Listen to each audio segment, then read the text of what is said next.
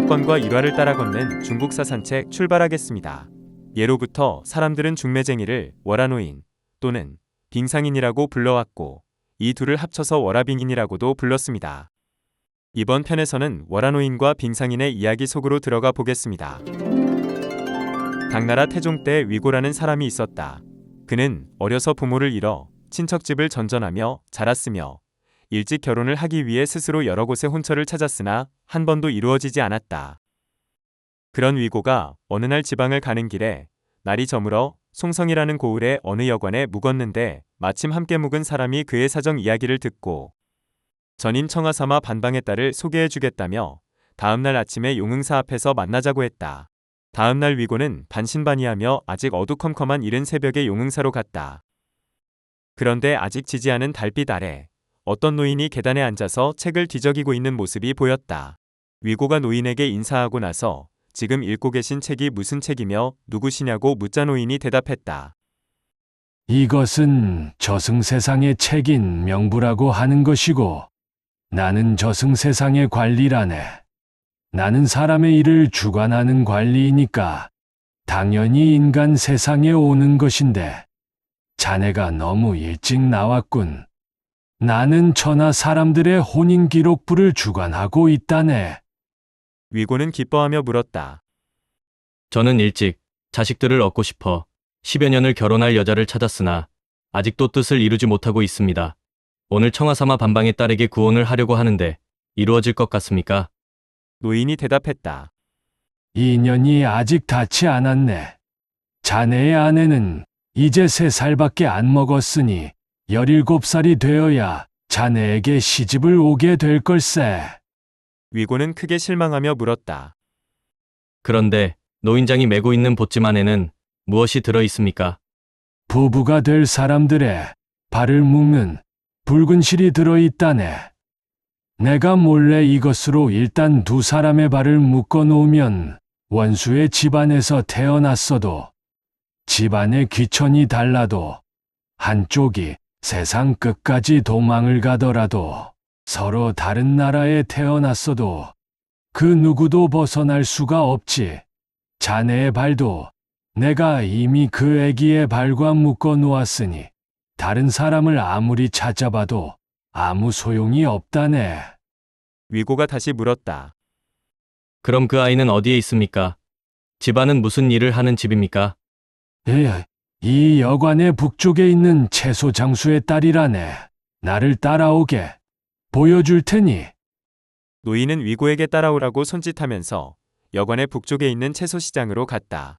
시장에서는 한쪽 눈이 먼 노파가 허름한 옷을 입은 3살 정도 되는 여자아이를 안고 채소를 팔고 있었다.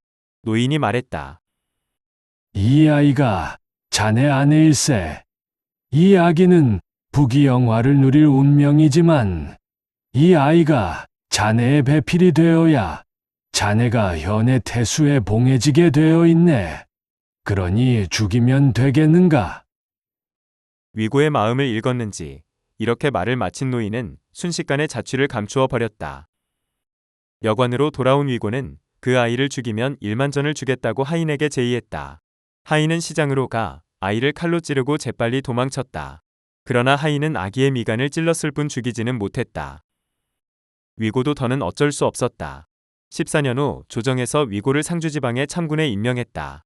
자사인 왕태는 위고의 재능을 높이사 자기 딸을 그에게 시집 보냈다.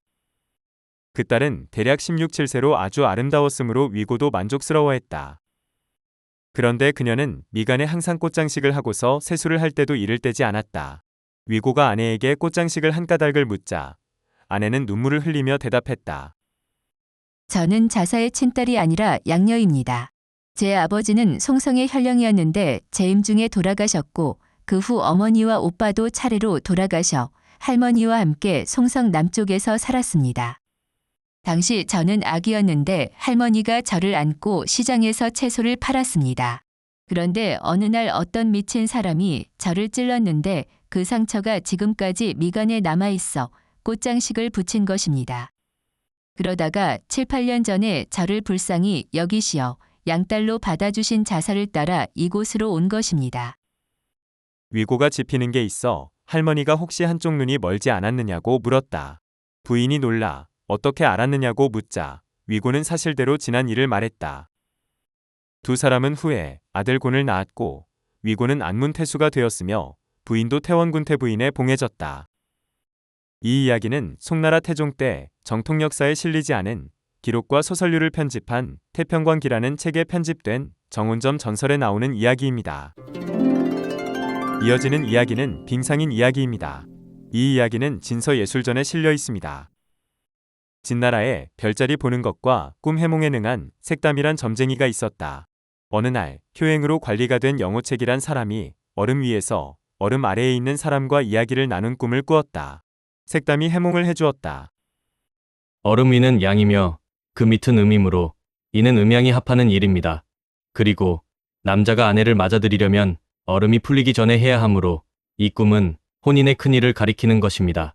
그리고 당신이 양이 되어 얼음 위에서 음이 되는 얼음 아래의 사람과 이야기를 나누었으니 당신이 중매를 서게 되는 일입니다.